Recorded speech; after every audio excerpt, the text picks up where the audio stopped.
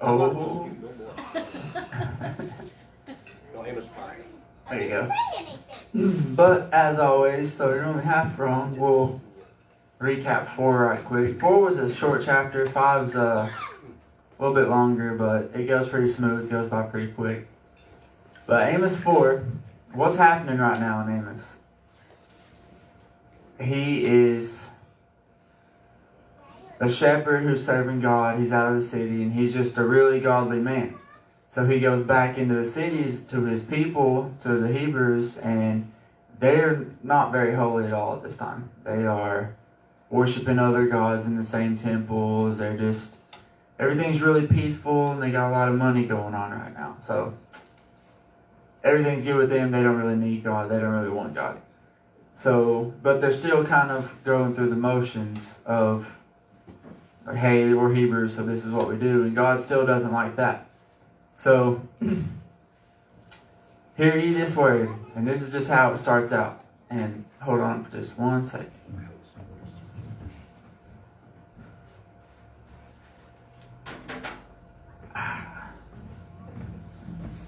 Let's get some snare chatter in my... So this just goes out to set the tone for the whole chapter right here. Hear ye this word, ye kine of Bashan. Does everybody remember what kine meant?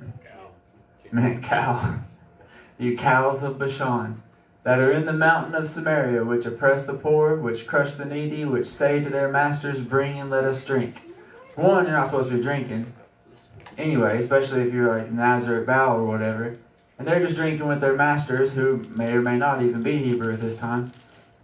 They're oppressing the poor. If you ever see places with a lot of rich people, there's always a lot of really, really poor people, because wealth doesn't just distribute itself. It has to come from somebody. So normally when people are really rich, controversy to that is they're really, really poor. So they were getting rich off of these poor people. They were crushing the needy. And so he just starts off by just calling them cows. That's what it means, the para. So if you ever call somebody a cow and then somebody comes up and says, you're not being very Christ-like, and you go, well, you might want to check yourself, because maybe you are being a cow, and Prophet Amos did it.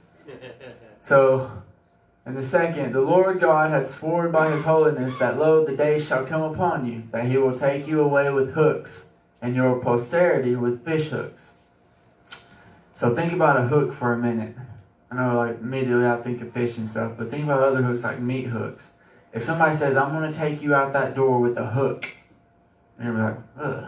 I guess that's why hooks were always in scary movies. There's just something about a hook that's just way worse than a knife, even though they kind of do the same thing. You're like, oh man, I don't know, a hook, it's kind of crazy. You can't get away with you on it. But he will take you away with hooks, and your posterity with fish hooks.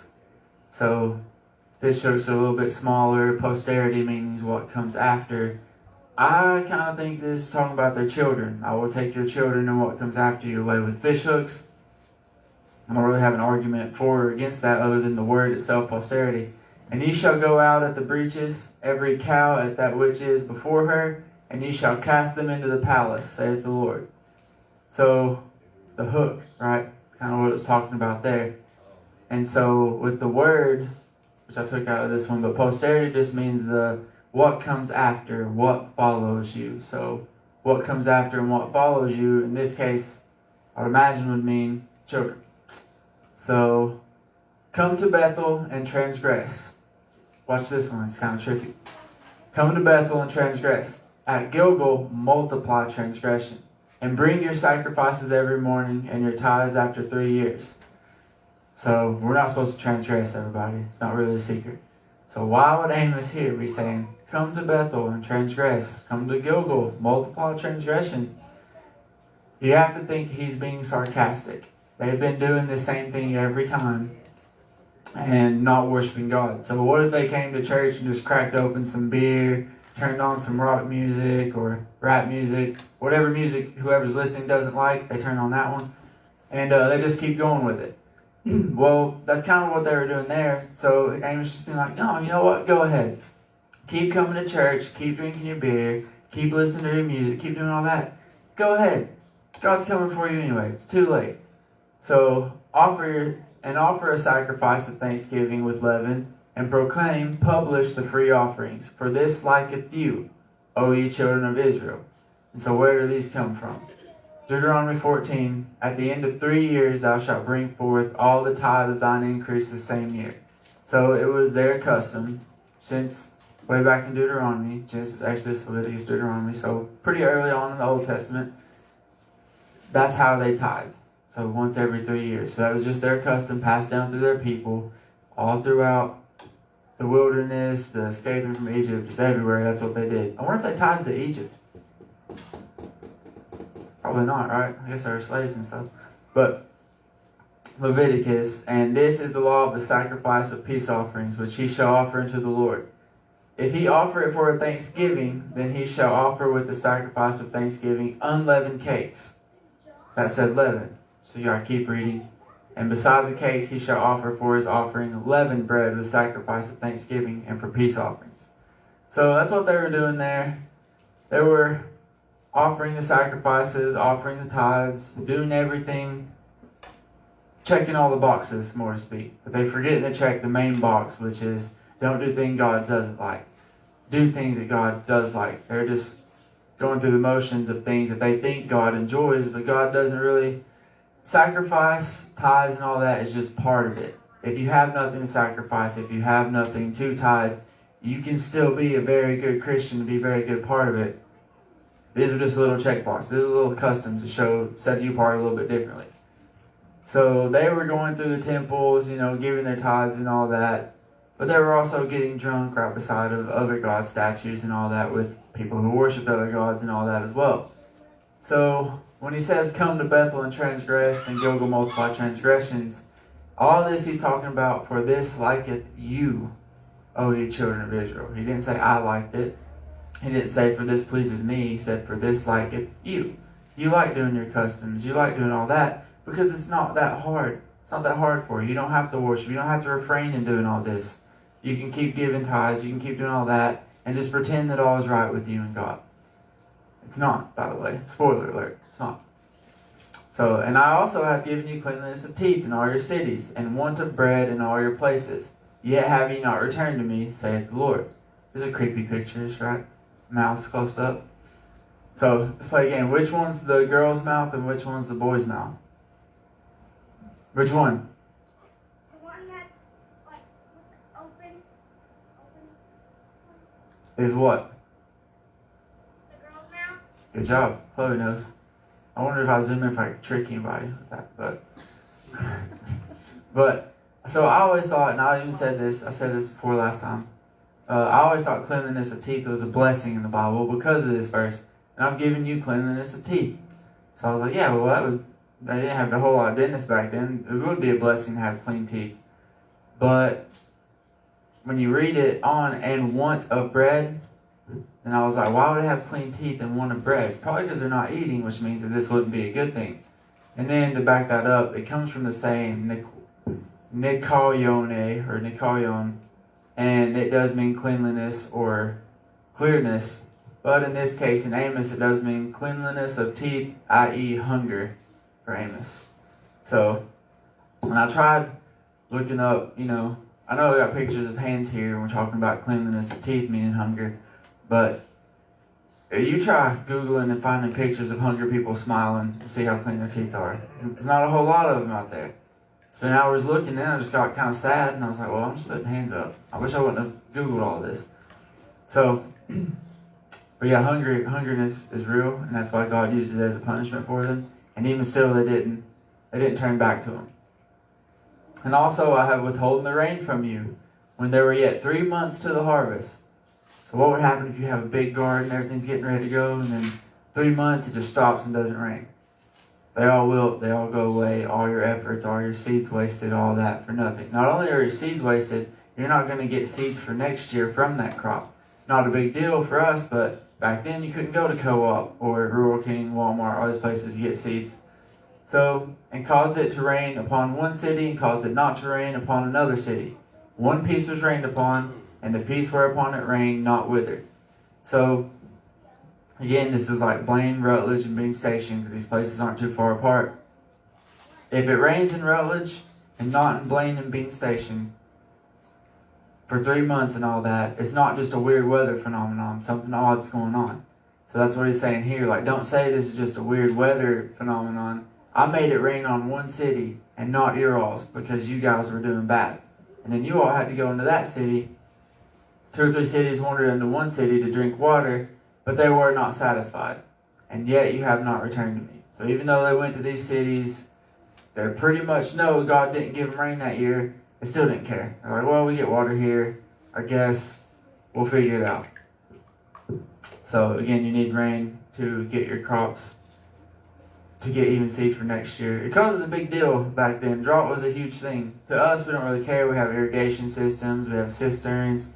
We have all these different things. You just turn a little metal notch in the ground and water comes out of it because you're all connected to the city pipes. Back then, it didn't rain. You didn't have water.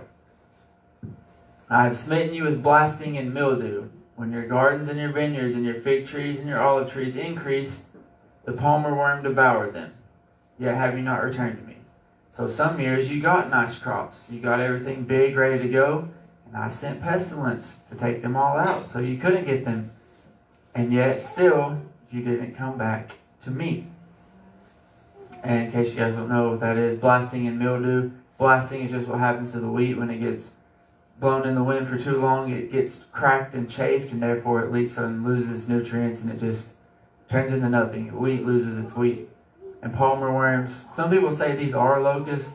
This was a better interest of a palmer worm. A caterpillar's eating it, they turn to a moth.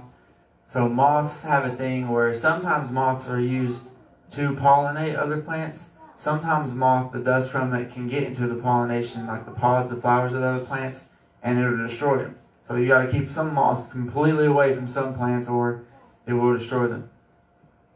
So I guess that's what happened there. I have sent among you the pestilence after the manner of Egypt. Your young men have I slain with the sword, and have taken away your horses, and have made the stink of your camps to come up into your nostrils. Yet have ye not returned to me, saith the Lord. So he's given them pestilence. Lice has come up into them. These things just get progressively worse and worse, right? So lice have come to them. Pestilence such as rats have come in and just ate all their food and gave them sores, made them sick, probably spread the lice and everything. I've made the stink of your camps come up into your nostrils. Maybe that's why Victoria's running around smelling everybody there. Make sure your camp's not coming up and everything. So, but I've made the stink of your camps come into your nostrils. This means you're living in waller. You're living in your own sin, your own debauchery from the way that you have to travel around in your camps, your uncleanliness.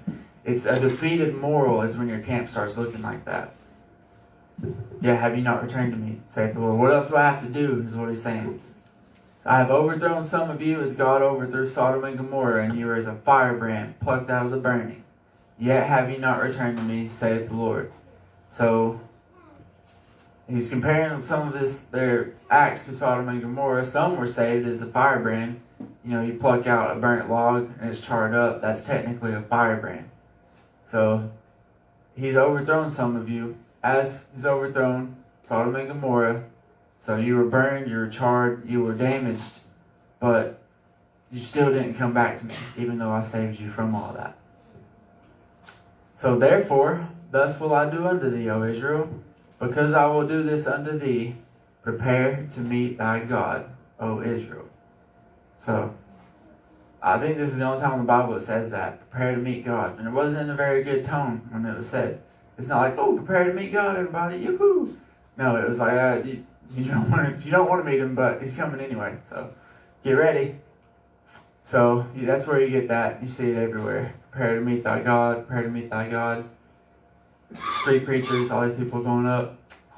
For lo, he that formeth the mountains and createth the wind, and declareth unto man what is his thought, that maketh the morning darkness and treadeth upon the high places of the earth. The Lord, the God of hosts, is his name.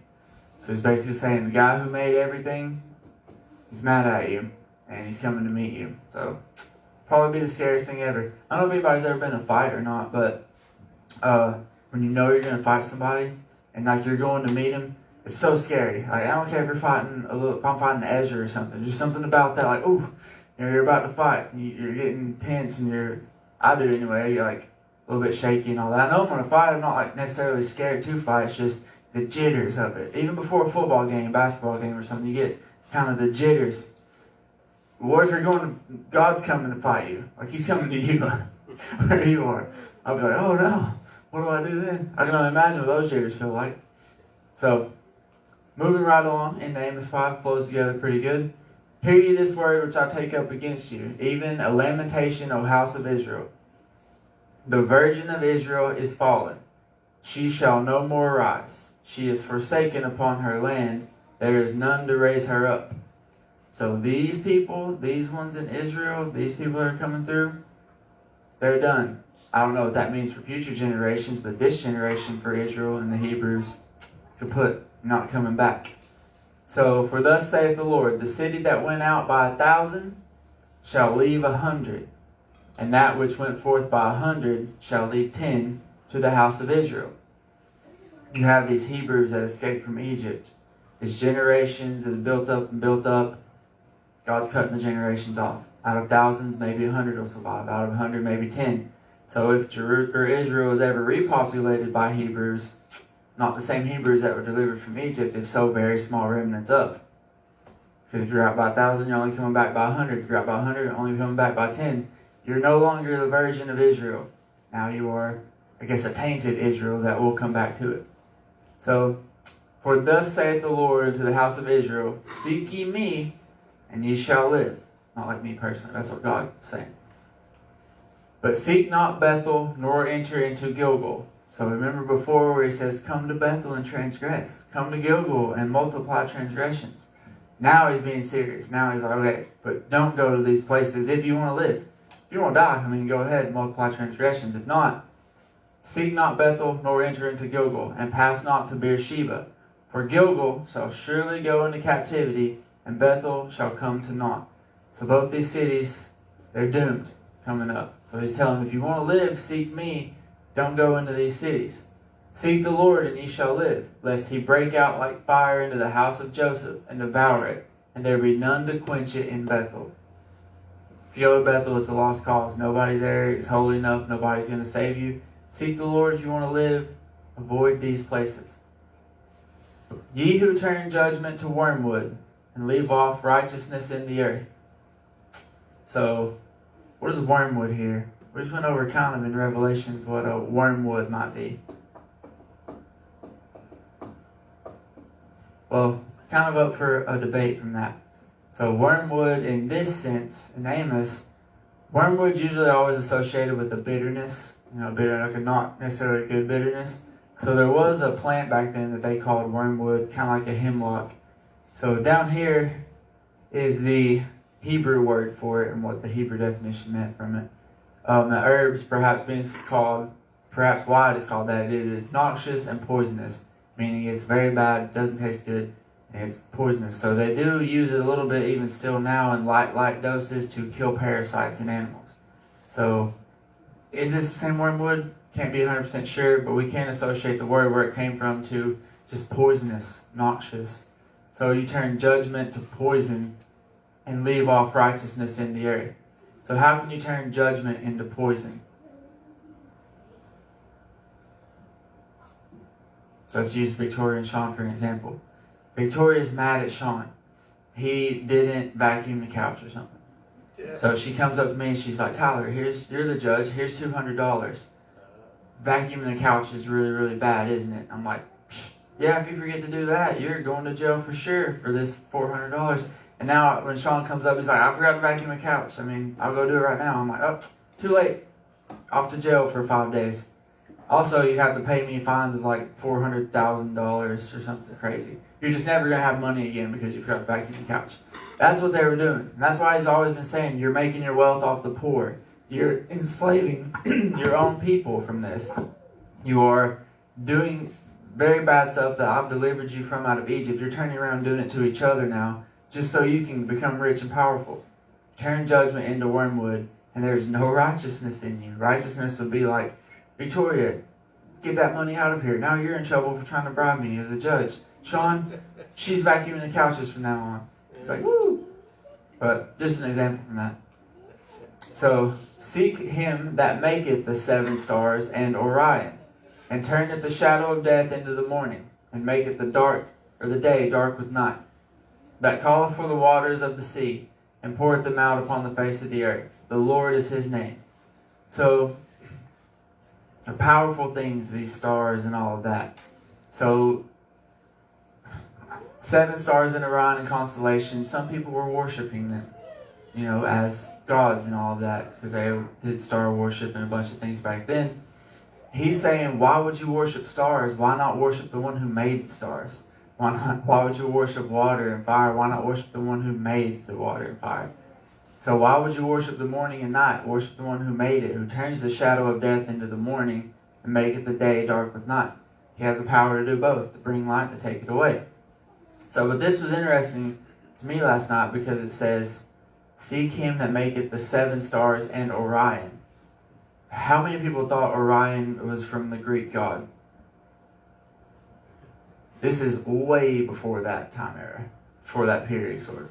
So I was like, well, where did Orion come from? If even in the Old Testament Hebrew Israel, they were talking about it. So, the constellation Orion has its origins in the Sumerian mythology. So the Sumerians were a little bit before that. Sumerians are actually kind of who they took Israel from a little bit. So they just kept that in their customs. So while they were in Israel, the Sumerians were in there controlling Israel. Israel came and took it over, but the super rich Sumerians stayed. And that's why you still have their temples worshiping alongside the Hebrew temples worshiping alongside all of that. So this is kind of a jab at what they were letting going on in their other temples and stuff, or in their temples. Like, why would you care about stars and Orion when God made them both? So, just specifically the myth of Gilgamesh, Sumerians associated with the story of their hero fighting a bull in heaven, and the bull is represented by a Taurus. So that's where you get the constellations. I also don't know back then how people were just looking at stars like, oh, that kind of looks like a bull. I've tried making pictures out of a bunch of stars. I can't see any of it. I can see no pictures when I look up in the sky. Maybe I'm just not old enough or ancient enough, but, I guess I just had to have imaginations. So, the shadow of death, yea, though I pass through the valley of the shadow of death, that might kind of mean nighttime. I guess the darkness, I would call it. Into the morning and make it the day dark with night. So, why worship the individual bits when there's one God who makes and controls all of it? That strengtheneth the spoiled against the strong, so that the spoiled shall come against the fortress. They hate him that rebuketh in the gate, and abhor him that speaketh uprightly. So this is what Amos was doing. He was going into their cities, into their towns, into their walls, and saying, what are you guys doing? God is not okay with any of this. God's going to punish you. Everything I just read in all of Amos is what Amos was saying to them right to their face. So if you're rich and you're comfortable and you're all that, and some poor shepherd comes in and he's like, you guys have turned from God and he's going to smite you. You'd be like, get this guy out of here. So that's what they did. They kept kicking him out of the cities. Him that rebuketh at the gate, they hated. They hated him. Some of them probably knew they were doing wrong and kind of not doing godly stuff. So when they hear it from some poor guy, they kind of go like shut up, who's this guy think he is? I know, okay? Leave me alone. And they abhor, which means abominate. So they think it is an abomination. Him that speaketh uprightly. If I'm a shepherd, what right do I have to talk to some billionaire, some millionaire, some super wealthy person? He didn't care. He was speaking to them uprightly. He had the courage to do that. So they didn't like that at all. Like, who are you to be talking to us about how we're doing things? You're a shepherd. Well, he's a shepherd who's been following God, and you guys haven't. And God told him, not you, what's about to happen to you and not him. So, for as much therefore as your treading is upon the poor, there it is again, and you take from him the burdens of wheat, ye have built houses of hewn stone, but ye shall not dwell in them. Ye have planted pleasant vineyards, but ye shall not drink wine of them. So everything that you've built, everything that you've grown, it's for nothing. Because God's about to take it all completely away from you. For I know your manifold transgressions and your mighty sins. They afflict the just, they take a bribe, and they turn aside the poor in the gate from their right. Therefore the prudent shall keep silence in that time, for it is an evil time. So, what this is talking about here, they afflict the just. Kind of like similar to what we just said before. They take a little bit of bribe. And back then, if somebody owed you money, I talked about this a little bit in earlier chapters, they owed you a debt. So let's say, let's use an example. Chugi owes me $3,000. So he's having a really hard time paying. Gary comes up and he's like, look, I'm going to give you $3,000 and to clear Chugi's debt. And you sign over his debt to me. I'm like, okay. He gives me $300. I sign over to him. He's now Gary's slave until he can pay Gary $3,000. Or Gary slides me a little bit extra and all that. I'll just say he's Gary's slave, mark it up in papers, and now he's just a slave for forever. And they were doing that to each other all the time. So they keep doing that to the poor and take it away their rights from them. And the prudent just means someone who's like America, everything that America's doing right now, not going to end well. You can say that as a prudent statement, or I am prudent in visualizing that. It's just not going to sustain. It's just unsustainable the way everything's going. So the prudent shall keep silent in that time, for it's an evil time. So imagine all these rich people who are selling into slavery and buying, now they're getting punished. And the people who are getting punished are the people who are following God. They're just like, you asked for this. I don't know what you want me to say. They will keep silent in that time, because it's an evil time. So seek good and not evil, that ye may live. So just stop the evilness and actually seek the good, because it's probably hard to find back then. It's hard to find now in some places. And so the Lord, the God of hosts, shall be with you as ye have spoken.